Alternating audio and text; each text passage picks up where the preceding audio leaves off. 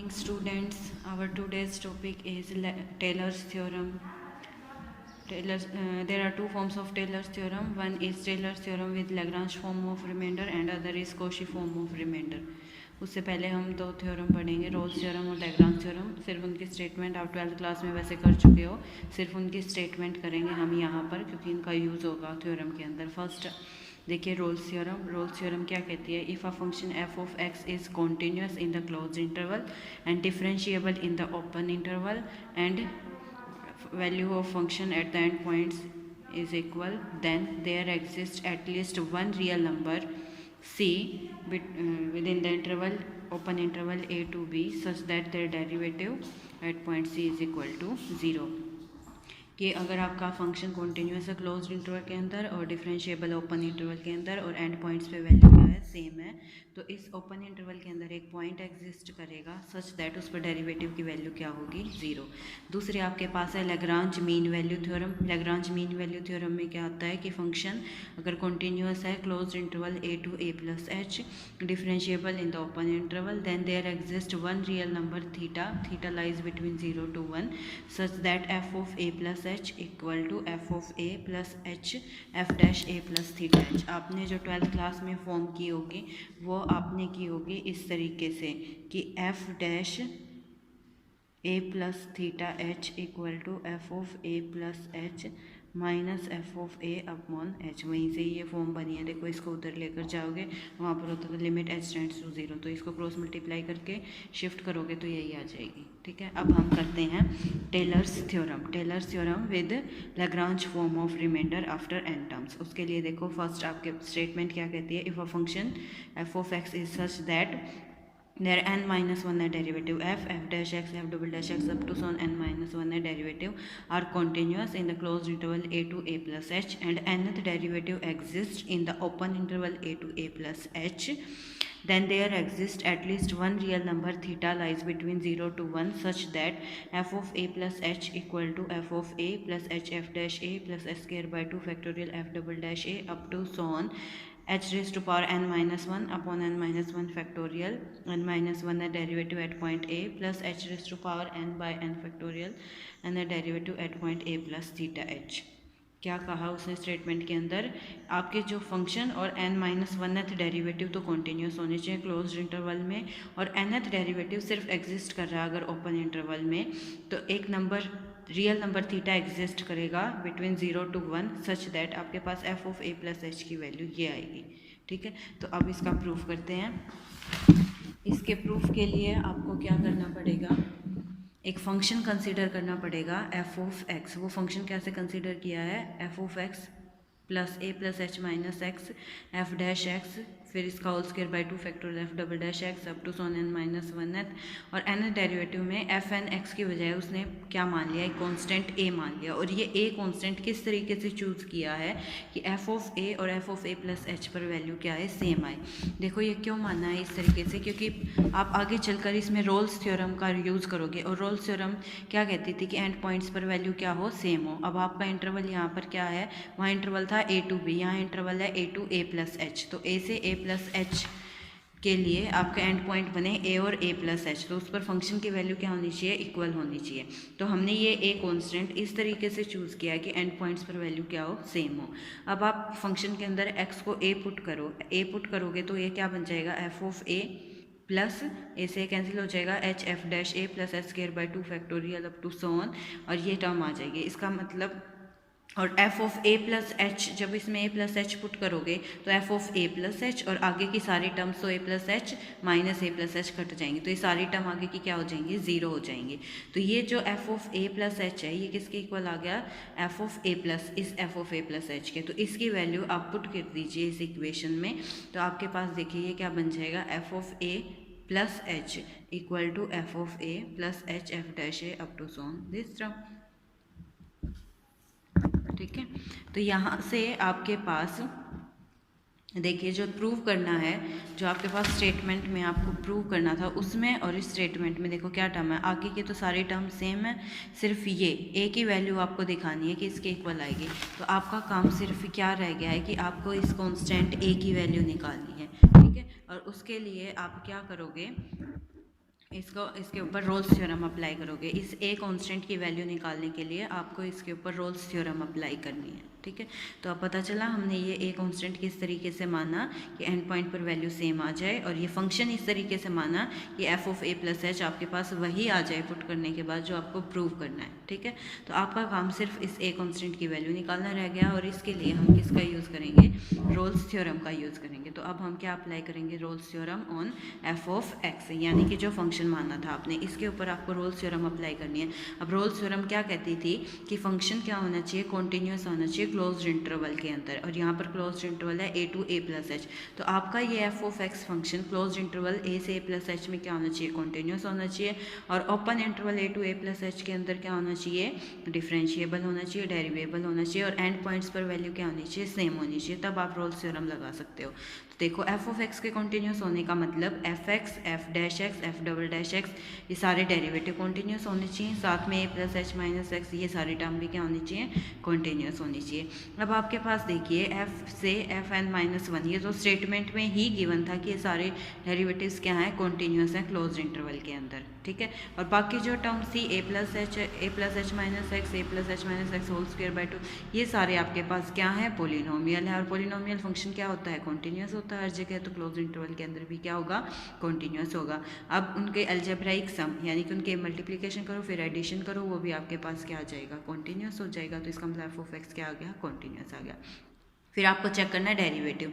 अब F X, F double dash X, F N minus, ये सारे फंक्शन आपके स्टेटमेंट में ही गिवन थे कि क्या होते हैं, ओपन इंटरवल के अंदर ये क्या है, डेरिवेबल हैं, ठीक है। एक आप जब टर्म चेक करोगे तो देखो, जब इस एफ डैश एक्स निकालोगे तो F dash X is equal to क्या आएगा, एफ डैश एक्स, फिर यहाँ पर टर्म बचेगी minus one F double dash X up to सोने। इस तरीके से डेरिवेटिव करोगे तो लास्ट सेकंड टर्म है उसमें आपके पास डेरिवेटिव बन जाएगा एफ एन एक्स, ओके।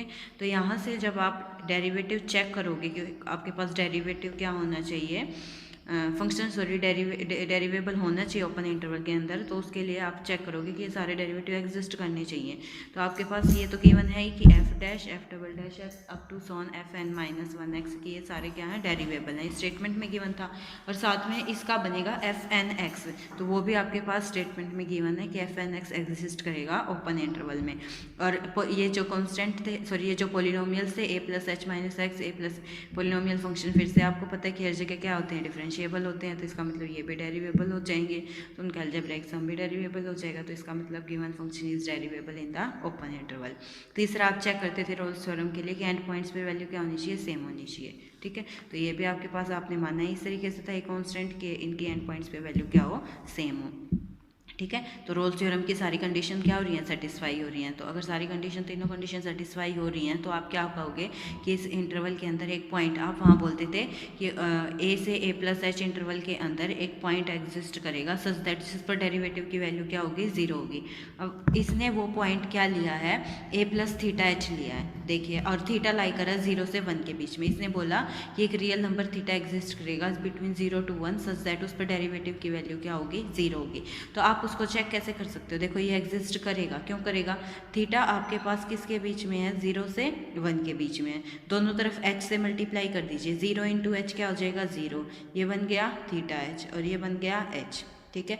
अब a ऐड कर दीजिए, a प्लस 0 क्या हो जाएगा, a प्लस थीटा एच, और यहाँ पर बन जाएगा a प्लस एच। तो आपके पास ओपन इंटरवल a से a प्लस एच के बीच में ही एक पॉइंट आ रहा है जिस पर डेरिवेटिव क्या है, 0 है, और यही रोल्स थ्योरम कहती थी। अब आप क्या करो, अपने फंक्शन को जो एफ ऑफ एक्स था उसको आप डिफ्रेंशिएट करो विद रिस्पेक्ट टू एक्स। जब आप उसको डिफ्रेंशिएट करोगे तो देखो एफ डैश एक्स किसके इक्वल आएगा, एफ डैश एक्स। फिर अब आपके पास, अच्छा ये जो ये है जो दो प्रोडक्ट ऑफ टू फंक्शन है, ठीक है, एक को u मानोगे एक को v मानोगे। तो जब आप इसको डिफ्रेंशिएट करोगे तो प्रोडक्ट रूल लगाओगे u इंटू वी। तो एक बार इसको एज इट इज रखोगे, इसका डेरिवेटिव बन जाएगा एफ डबल डैश एक्स, और फिर F dash X as it is रखोगे और इसका डेरिवेटिव बनेगा -1। तो देखो यही कर रखा है यहाँ पर, F dash X equal to F dash X plus ये as it is F double dash X minus F dash X. ऐसे ही हर एक टर्म पर आप क्या लगाओगे, प्रोडक्ट रूल लगाओगे, तो आपके पास डेरिवेटिव ये आ जाएगा। आप इजीली निकाल सकते हो डेरिवेटिव, ठीक है। उसके बाद अब आपको क्या करना है, इसमें इसने बोला कि बाकी सिर्फ ये 2 टर्म बची हैं। देखो क्यों बची हैं, देखो बाकी सारी टर्म कैंसिल हो जाएंगे। इस एफ डैश एक्स से ये एफ डैश एक्स क्या हो गया, कैंसिल हो गया।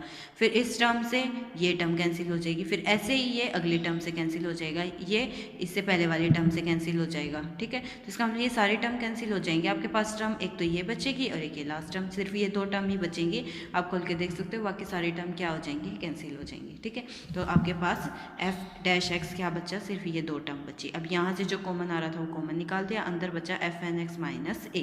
ठीक है, अब आपको रोल्स थ्योरम का यूज़ करना है। रोल्स थ्योरम क्या कह रही थी कि F dash A plus theta H क्या होगा, 0 होगा। तो अब आप क्या करोगे, इस डेरिवेटिव के अंदर एक्स को क्या पुट कर दोगे, ए प्लस थीटा एच, और जैसे ही ए प्लस थीटा एच पुट किया तो आपके पास ये आ गया। ठीक है, अब यूज़ करो F dash A plus theta H क्या है, 0। तो इसका मतलब ये पूरी टर्म किसके इक्वल आ गई, 0 के। अब या तो ये 0 होगा या ये 0 होगा। अब ये तो 0 हो नहीं सकता क्योंकि 1 माइनस थीटा क्या है, नॉन जीरो, और एच भी क्या है, नॉन जीरो। इसका मतलब ये टर्म तो 0 होगी नहीं, तो ये टर्म किसके इक्वल आ गई, 0 के इक्वल आ गई। तो ए की आपके पास क्या आ गई, वैल्यू निकल गई, और यही आपको चाहिए थी। ए की वैल्यू आप अपनी उस इक्वेशन के अंदर क्या कर दोगे, ये जो इक्वेशन थी इस इक्वेशन के अंदर आप ये जो इक्वेशन थी इस इक्वेशन के अंदर आप ए की वैल्यू पुट कर दीजिए, तो आपके पास जो प्रूव करना था वो आ जाएगा एक्सप्रेशन। ठीक है, which is the required expression, यही आपकी टेलर्स थ्योरम थी। ठीक है, क्या किया हमने, एक फंक्शन कंसीडर किया।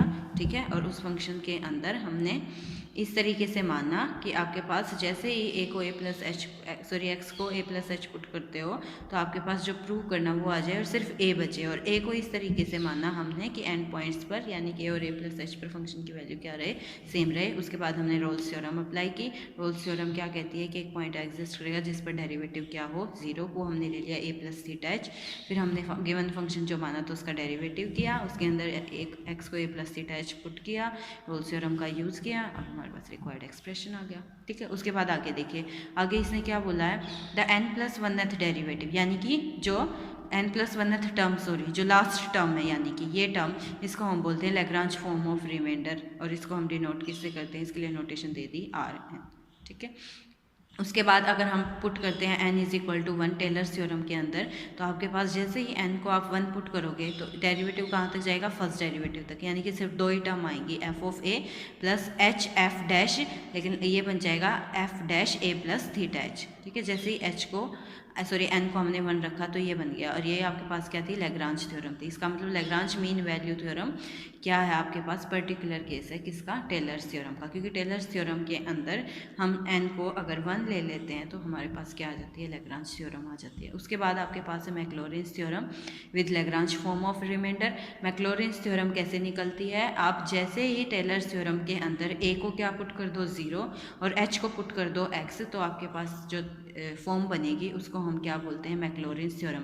और इसमें जो ये लास्ट टर्म आती है इसको हम बोलते हैं लैग्रांज रिमाइंडर, जैसे ऊपर बोलते हैं लैग्रांज फॉर्म ऑफ रिमाइंडर। ठीक है, तो मैक्लॉरिन्स थ्योरम भी इंपॉर्टेंट है, क्वेश्चंस में यूज़ होती है, तो उसके लिए इसीलिए इसने अलग से स्टेटमेंट दे दी। क्या, अब टेलर्स थ्योरम में जो टेलर्स की स्टेटमेंट थी उसी के अंदर आप क्या करो, a को 0 पुट कर दो और h को x पुट कर दो, तो वो स्टेटमेंट बन जाएगी मैक्लॉरिन्स की। देखो वहाँ पर आपने बोला था if a function F of X is such that F X F dash X up to so on n minus 1 derivative क्या थे, कॉन्टिन्यूस थे, क्लोज इंटरवल a से a प्लस h में। अब a को तो पुट कर दिया 0 और h को पुट कर दिया x, तो क्लोज इंटरवल अब वो क्या बन गया, 0 to x। ऐसे ही n डेरिवेटिव इस ओपन इंटरवल में एग्जिस्ट कर रहा है, तो एक रियल नंबर थीटा एग्जिस्ट किया था 0 से 1 सच दैट, अब उस स्टेटमेंट के अंदर जैसे ही आपने सब्स्टिट्यूशन की तो ये आपके पास क्या बन गई, मैक्लॉरिन्स थ्योरम। ठीक है, उसके बाद नेक्स्ट आपके पास एक और फॉर्म है, ये आप लोग खुद पढ़ लेना, जो सब्स्टिट्यूशन कर रखी है एक बार ट्राई करके देखना इसको। ठीक है, ये दूसरी फॉर्म आ जाएगी, इतनी इंपॉर्टेंट नहीं है। उसके बाद नेक्स्ट आती है Taylor's theorem with Cauchy form of remainder. Cauchy form of remainder में क्या होगा, बाकी थ्योरम बिल्कुल एज इट इज़ रहेगी, सिर्फ लास्ट जो लैग्रांज रिमाइंडर था, Lagrange form of remainder change हो जाएगा, कुछ और आएगा और उसको हम बोलते हैं कॉशी फॉर्म ऑफ रिमाइंडर। तो सिर्फ इतना ही चेंज है कि लास्ट टर्म चेंज हो जाएगी, जाएगी। तो उसके लिए भी आपको करना क्या, आप लोग इस थ्योरम को खुद करोगे, सिर्फ फंक्शन में क्या चेंज आ जाएगा, लास्ट टर्म्स मैच करना। यहाँ पर आपने वहाँ पर पावर n/n फैक्टोरियल लिया था, यहाँ पर आपने लिया a + h - x × a। बाकी उसी तरीके से किया बिल्कुल सेम। एंड पॉइंट्स पर वैल्यू क्या थी, फंक्शन की सेम थी, x को a पुट किया था, फिर उसमें सब चेंजेस किए थे, फिर रोल्स थ्योरम लगाई थी। बिल्कुल उसी तरीके से सेम प्रूफ चलेगा आपका, ठीक है। एक बार खुद इसको ट्राई करना, और लास्ट में क्योंकि हमने लास्ट टर्म चेंज कर दी तो प्रूफ में भी लास्ट टर्म चेंज हो जाएगी। फिर ऐसे ही मैक्लॉरिन्स थ्योरम के लिए वही सब्स्टिट्यूशन करोगे तो वही आपके पास Maclaurin's theorem with Cauchy form of remainder आ जाएगी। तो आप लोग एक बार कॉशी फॉर्म ऑफ रिमाइंडर जो है टेलर्स थ्योरम की खुद ट्राई करो।